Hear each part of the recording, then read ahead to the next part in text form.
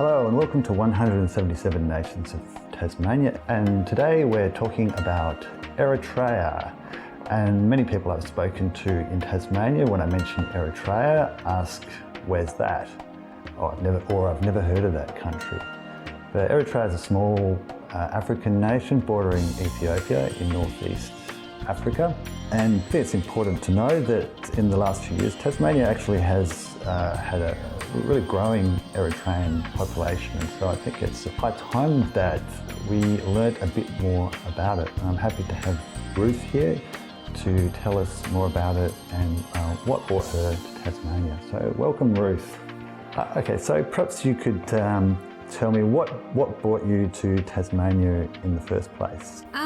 The first place, I was a refugee in Ethiopia, so I was waiting to any nation to take me, so Australia was willing to take refugees, so that's why I came to Tasmania. Yeah, and when did you come to Tasmania? End of 2017, it means now nearly 3 years. How long were you in the refugee camp for in Ethiopia?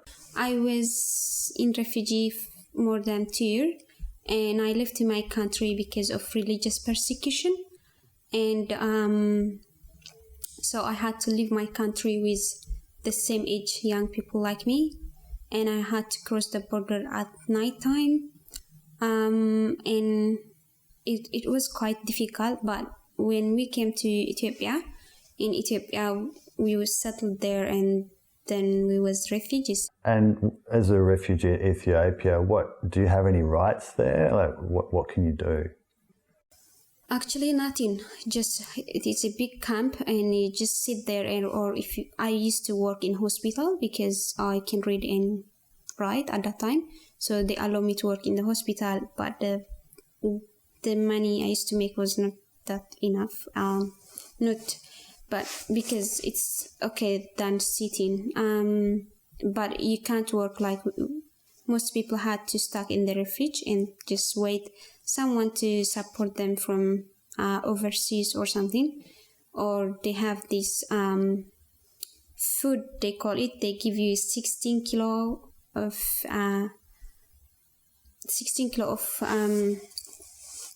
what do you call, I forget the word, wheat. Okay. 16 kilo of wheat and 1 kilo of lentils and 1 liter of oil and 2 soap and then 1 kilo maybe sugar. That's it for 1 month for one person. Right. So most people can't survive with that, so they had to wait from other friends from overseas, or they had to work. But the work, I told you, is not enough money, but it was okay comparing with nothing. And yeah. So how old were you when you left Eritrea? I was 17. Okay, so pretty young. And were you on your own, or did you flee with your family? I was by my own, with a friend. Yeah. Yes, that must have been very, very difficult. Yeah, it was difficult to begin with, because my expectation was high, and then when I came there, it was just difficult. Even I was expected to be at home, like house, but it was tent. Mm-hmm. And yeah, it's quite hard. And I never went toilet in a bush, and it was toilet in a bush. And just all kind of basic things that affects, but after a while I get used to it. What was the process to get out of the camp to come to Australia? You had to go to UNHCR or United Nations, what do you call them? I can't. UNHCR? Yeah, UNHCR. Yep. And I had to go to UNHCR and tell my story, why I left my country.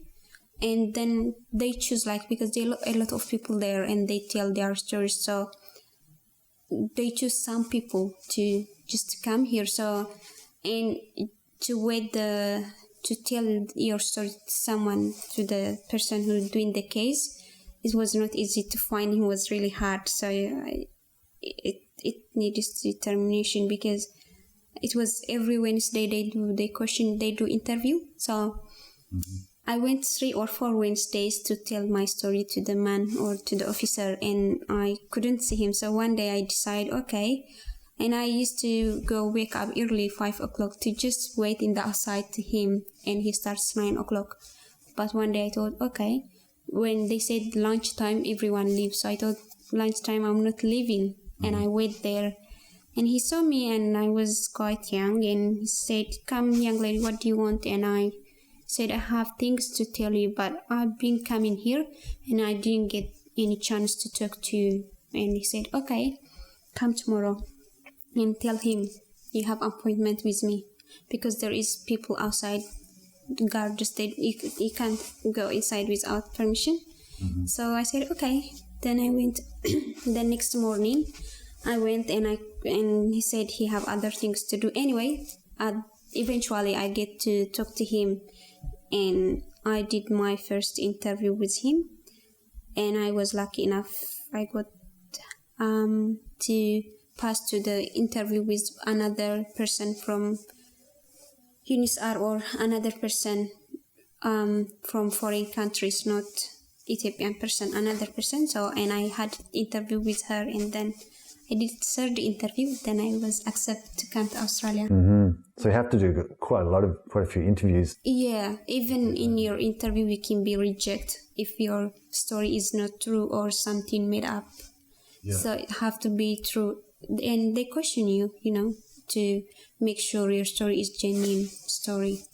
Thanks for sharing that, because I think a lot of people who live here don't understand how difficult it actually is, and you have to go through a lot of processes, and you don't know where you're going to go. Like, did you know you were going to go to Australia? No, not really. There is countries who took refugees: Canada, America, and Australia, and sometimes Norway.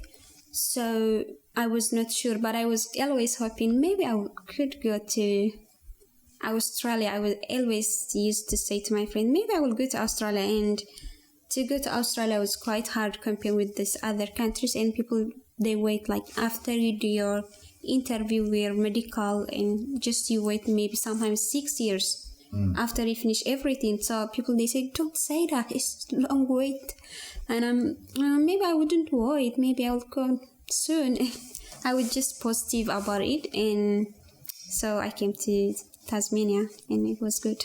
And so did you know much about Australia before you came here?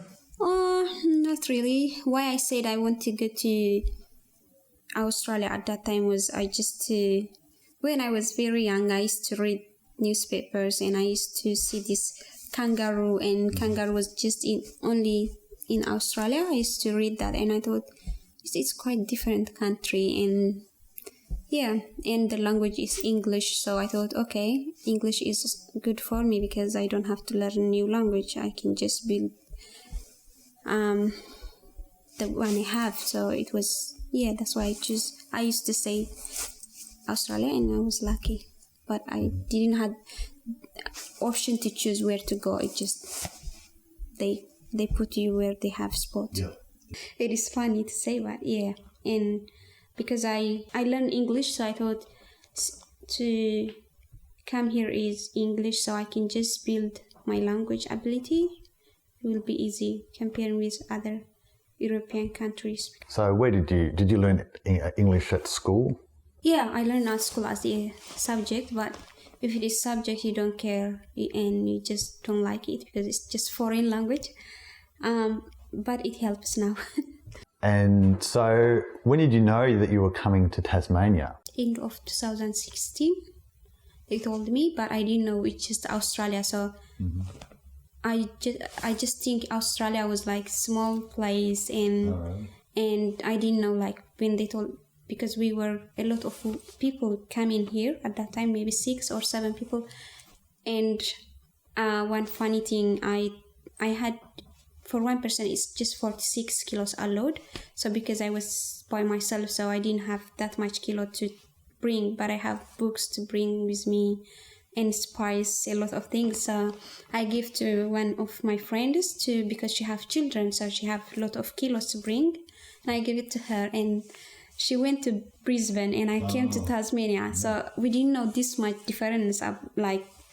And I called her, how I can bring? And she told me, you have to fly here or something. And how long it takes from here? And I heard like, okay, this is a big place then. So I didn't know even the status or anything. I just thought like one place I can see my friends easily, but it's not like that.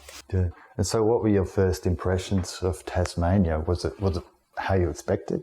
Yeah, kind of. When I was at refuge, it was very hot, the refuge place I was, and I really hate hot weather.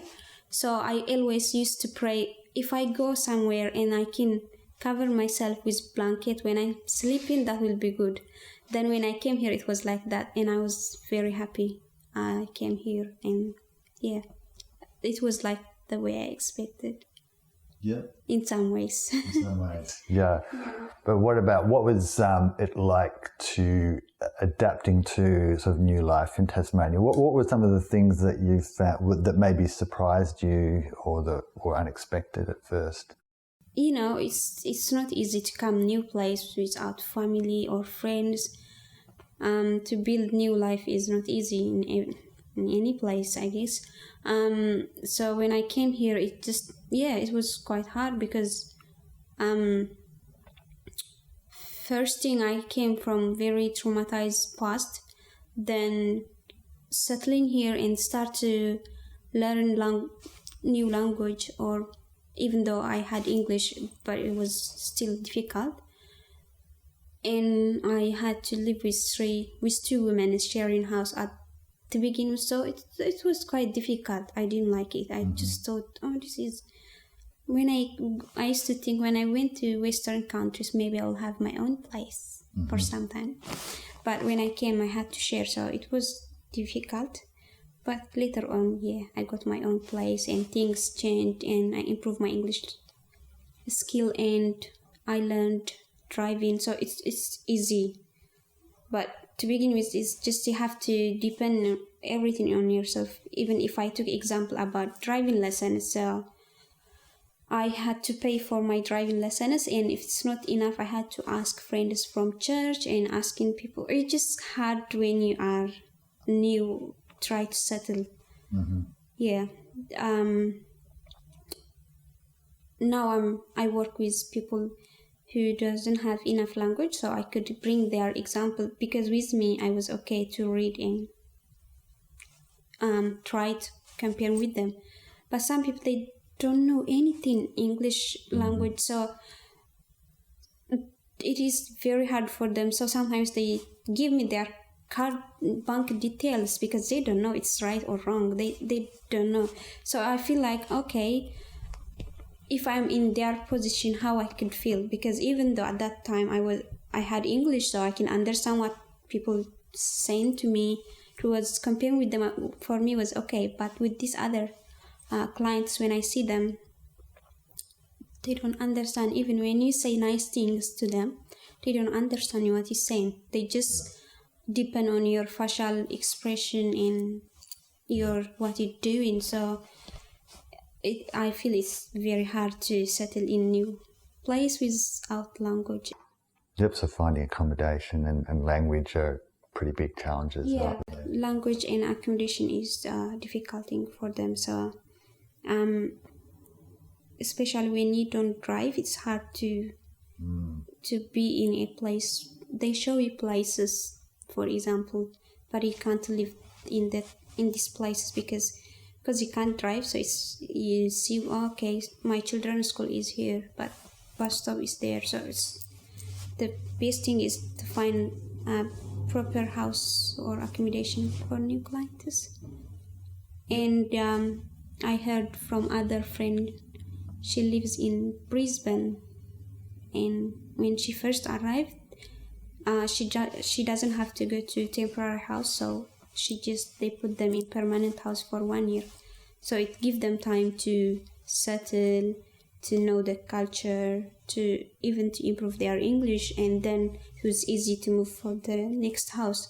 But in here, it's different way of work. So when they first came, they put them in temporary house for a month, and they try to find other houses. So quite difficult.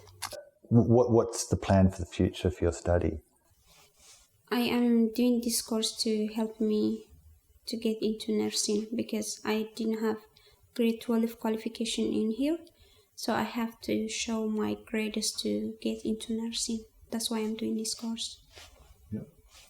And so you wanted to do nursing because that's what you had a little bit of experience. You think you mentioned at the refugee camp? Yeah, I used to work in hospital at refugee camp. I was not a nurse. I was just used to write prescription for the old doctors. And yeah, but I like it and I'm hoping to do it. But who knows if I change my mind? I don't know. I mean, what's happened? Do you know where your family is?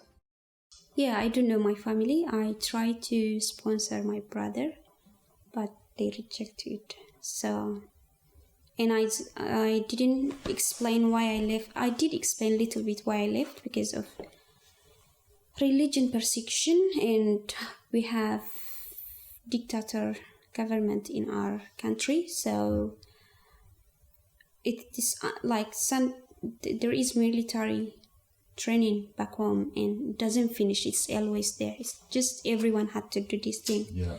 So people they flee because they couldn't do this all their life, and even when you finish, you educate yourself and do these things, they don't pay you the enough salary.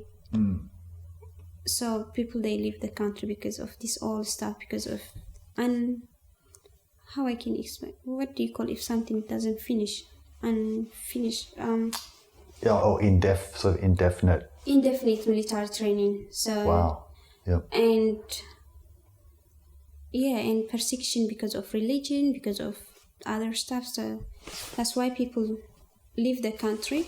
So when you flee from your country, you don't think like, what will happen to my family? What will happen? You just think, okay, I'm young. I have ability to leave this country. I will leave. That was my thinking at that moment. But when I'm settled now, I will think, okay, where is my brother? Where is my mom? Where is my... Yeah. So then you try to be together, but it's impossible somehow. I have my other brother in Holland with my mom now, and I have my other brother in Ethiopia. And people, they ask me sometimes, why all of you separate? And I say, because the sky is high. Because we don't have option at that time. He flew illegally to Europe, and I came to Ethiopia, and the same thing, I came here. So, you know, even though even he is in Holland and I'm here, but you don't want to be separate all your life. You want to be together, even but sometimes I compare, okay, which one is more in bad situation? Which one is needs more help and home? So I try to sponsor the one in Ethiopia. Yeah. And it didn't work. So, yeah. I read in my research that both men and women in Eritrea can be conscripted into the military. True, yeah. Don't make me angry because I am a soldier. Yes, I when I went to do my university, so if you are grade 12, you have to do grade 12 at the military training center. Anyone, young age, they finish grade 11. So for grade 12, they have to go to military training just to pass to go to university. So if I didn't go to military training, I can't go to university. So I don't have option, so I have to go. So I went to military training for 1 year training. Then if you lucky enough to get the matriculation result right, you can go straight to university. If not, they will keep you there. That is the game they play. So and if you grade 12 is the matriculation is grade 9, 10, 11 and 12 together, the test. So most people you have to do revision, right? So but in the military training is very hot place, and you do your training, you're too tired, you don't want to see the book, you just want to sleep. So they expect you to get good mark and to pass. So that's why a lot of people fail, even they are very smart, they fail. So they have to be soldiers because they don't have even second option or second chance to do the military training, the matriculation again. But I was lucky, I passed. Then I went to university, but I left. Okay, so you went to university in Eritrea. I started 6 months, and because I had this difficulties when I was in military training because of my religion. So I thought, okay, it will be fine after this military training because so I was okay. But when I went to uni and still the persecution was keep going with the peer, even the students, sometimes they do this, insult you, or because they think they're doing the right thing, because the government say you should tell us if you see these people are meeting or doing these things. So I thought, okay, now I will complete my uni degree here or diploma, and then I will I will settle, I will have family, and same thing will happen to my generation. So I thought, okay, this is not right, I should just leave this country. Then I left. I think from your explanation, people can understand why people would leave Eritrea in that kind of situation, especially young people who must be very, very hard. Yeah, it's hard. You spend all your years to study, and then you don't have respect as a person. You don't have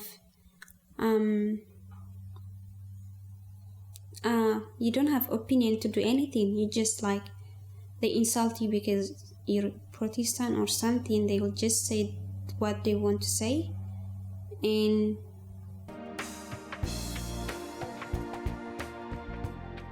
one friend of mine, he was graduation, so he's from our church. We didn't have church, but he is. So anyway, and then the family did the ceremony and they were singing church song. They were really happy because their son was graduation, and they took them to prison because they sing their church song. And I thought, okay, I will graduate and I can't sing my song when I'm happy. And so that's it. About living in Tasmania, and you mentioned it was quite hard at first, but it seems like things changed a little bit since that first time. What helped change things for you? Was there something that helped you feel like you'd settled down? Yeah, to find friends is the basic thing. So I went to church, and my church friends are very nice and helpful. So I feel very connected and welcomed there, and that helps. And they used to teach me driving, so that was my issue, finding someone to teach me driving. So they started teach me driving, and then after a while I got chance to learn with a voluntary from MRC, and the voluntaries was very nice too. Yeah, when the things make your life difficult, change, you feel, okay, this is okay. This thing is now work, so like that. I think finding people who can understand you and your background and be friends with you is good. So that helps me, and I found my own place too, and that is good as well. And I work and study, so yeah, I'm quite happy. And so, how did you get to know about the church? How did you get involved? How did you find the church? As I told you, I left my country because of religion persecution. So I used to participate one church. Then the ceremony, everything is very nice, but it is big church. So they didn't know who came to the church or who left. They just go and worship, and that's it. It doesn't have any something you can connect to, or something. If I didn't come next Sunday, no one knows. So I thought, okay, I have to find another church. So I was looking, but somehow I found a person from the church I go now. She was telling the testimony in straight, and I went there and asked her, oh, okay, I read their doctrine and things, and I thought, okay, this will be interesting. And I said to her, I can't drive and I live far. I used to live Chigwell at that time. So I said, I live Chigwell and I can't drive, but I'm happy to come in the church. And she said, I'll offer you lift. Okay, and yeah, I called her now mom. She's like my mom. So Is she a local person? yeah, she's a local person. So she used to take me to church because I couldn't drive. So I never thought who will take me to church this morning, because always she is there, and if she is not there, somebody is organized it already. So they are very good church, and they are few as well, because everyone knows in the church, so you know who didn't come this Sunday, who is. So if you didn't go this Sunday, they call you. So it's just good connection, not like the one I used to go. So I met them just in the street. And was there anything, or has there been anything about that you've learned about Australian culture or life, or just Tasmania, that sort of surprised you, or you didn't understand at first? I went to bushwalk with my girlfriend, and she said, I will prepare lunch for us, and she prepared sandwich with Vegemite. And luckily I took some from mine too. And when I tried to eat, you bring this lunch? She said, it's nice, Harem. Anyway, I didn't like it to begin with. So we shared my food that day, and after that, now I learned Vegemite is nice, but at that time I didn't like Vegemite. Oh, okay. I thought, so you've got used to Vegemite now. Yeah, but at that time I said, why they eat this? Oh, well, that's a sign that you're an Australian now, I think, that you can eat Vegemite. Because some people, they never get the taste for it. Now I eat, yeah. I had it for breakfast sometimes. Yeah, it's good. You obviously found a way to find friends and get a social life. So what advice would you give to people just settling down here? It could be from Eritrea, could be from anywhere, about what should they do, or what would be a good way to meet new friends in Tasmania, or to make those social contacts? People, when they came here, they just want to be with their communities, so they go with their communities, and I think that is not a good thing. If you want to make new friends, you can't make. If you're not immersing with them, you can't make. So it's just to, for example, MRC have dinner time. They call it dinner time for anyone. They cook food, and there is a lot of people who want to come. So you can make friends there when you come for dinner, or sometimes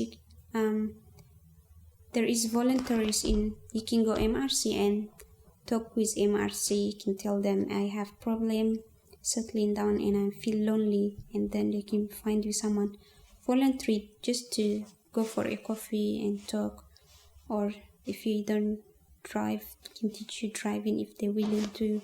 So there is places you can make friends if you really want. And it's not only because if they are seeking introduce you once, so it depends on you to build that friendship. If you forget them after that, that's it. But if you, can I have your phone number then, or can we do these things, and then we just build that way, I guess.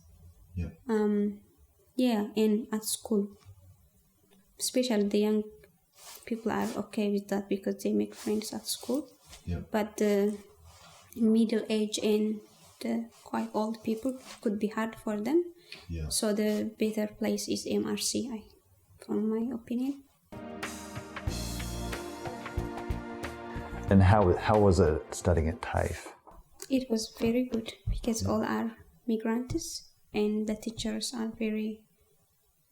I still have contact with them. I really like my teachers and they're really supportive and they understand and they push you as well to not just do some easy thing. Because when I first came, even though I had base, but I just want to work, and my teacher used to say to me, just study now because you have chance to study and you have potential, so don't leave school to work. So they're really good teachers at TAFE. What's for you is the best thing about living in Tasmania? I like the nature in Tasmania, and it's easy to go anywhere. I mean, I don't have to drive 2 hours to do something. I just drive 10 minutes, 15 minutes. So that is the quality I like. Because I went to Melbourne, I was thinking, here, don't have friends, I should move. And I went to Melbourne for a week to just have a look, and it was very busy. And most of my friends, they drive just for work 1 hour or more than 1 hour. So I thought, okay, I am really lucky in Tassie because I don't have to drive long. I just drive 15 minutes. Yeah. The longest. Yeah, that's true. You can be 15 minutes away and you're in the bush, totally quiet. Yeah. So have you had the opportunity to experience much nature in Tasmania? Yeah. I have a friend, she likes nature, so I went to... I'm not good with remembering. I went to Mount Wellington first. Then second, we went to... What do you call the one with hat? They call Frenchman's hat? Oh, Frenchman's Cap. Cap or something. I went there. Oh, nice. And I went to Queenstown. I'm not good with remembering names. I went to Port Arthur. All right. And one place somewhere. I went to St. Helens. Oh, well, you've been all over Tasmania then. Yeah, kind of. More than me, almost. I think my friends, they like to travel. So my church friends, I went with them and with some TAFE friends. So it was good.